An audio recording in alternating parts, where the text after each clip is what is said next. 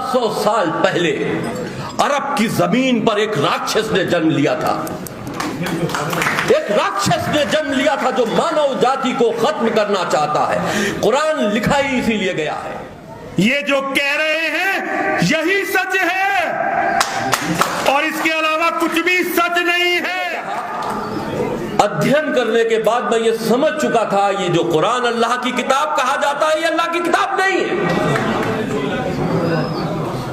तो मैंने उसमें से सिर्फ वो आयतें निकाली जिनको 26 आयतें कहा जाता है, वो आयतें उनमें से चिन्हित की जिसमें काफिरों को मारने की और मार देने की और उनके हक छीनने की, बंटवारे की बात की गई थी।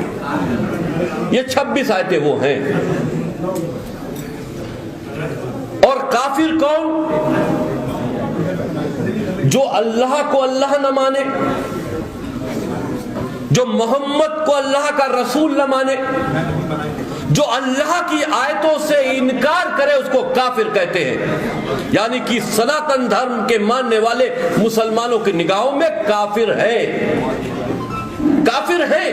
और कुरान के अंदर संघर्ष आपसे ही लिखा है, आपसे ही संघर्ष लिखा है, क्योंकि सनातन धर्म को मिटाकर अरब की सरजमीन पर इस्लाम पनपा है। सनातन धर्म, आप एक बात मान लीजिए, किसी भी धर्म में जैसे भी पूजा पाठ होता हो उसके लिए कोई बात कुरान में नहीं है, लेकिन मूर्ति पूजा को हराम करार देते हुए उनका कत्ल कर देना, मूर्तियों को तोड़ देना कुरान में लिखा है। तो ये इस बात से आपको ये अंदाजा लगाना होगा कि सिर्फ और सिर्फ अगर इस्लाम सबसे बड़ा दुश्मन है तो वो आपका है। पूरी दुनिया में 1400 साल पहले आया हुआ मजहब, धर्म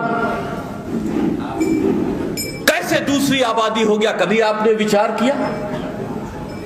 आप कहां थे और कहां आ गए?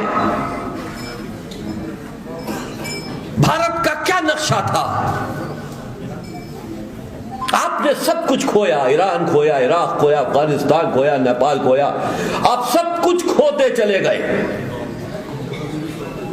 आप एक अब जो भारत है सिर्फ वहां तक सीमित हो गए, लेकिन उस भारत पर फिर भी 100 करोड़ से ऊपर आपकी आबादी है। और 100 करोड़ की आबादी जिसको वो काफिर समझते हैं, जिसको मारना अपना धर्म समझते हैं, इससे बड़ी आबादी उनको इकट्ठा कहीं और मिलने वाली नहीं। इसलिए हिंदुस्तान पर ISIS का शिकंजा कसता चला जा रहा है। आप होशियार नहीं है। अगर आप होशियार होते तो यहां पर मुगल आए होते, आप संगठित होते तो यहां पर दुश्मनों ने, इस्लामिक आतंकियों ने कब्जा न किया होता। आप क्योंकि विचार से अच्छे हैं, क्योंकि आपके अंदर प्रेम है और जो जैसा होता है दूसरे को वैसा ही समझता है। आपने आने वाले को सोचा कि चलो ठीक है, कोई राजा है आ रहा, या उससे जो संघर्ष कर रहा है उसको अकेले संघर्ष करने के लिए छोड़ दिया, उसका साथ नहीं दिया सब राजाओं ने मिलकर।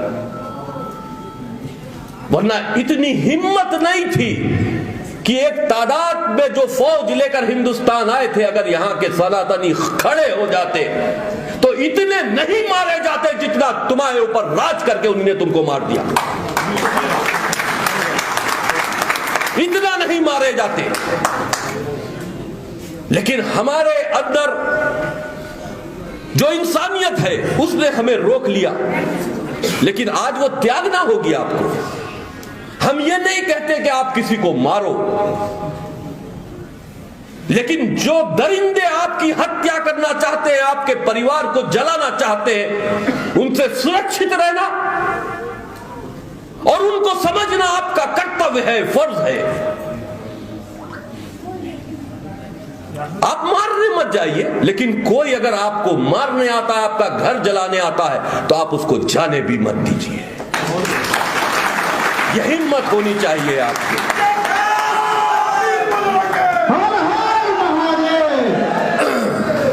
पूरी दुनिया में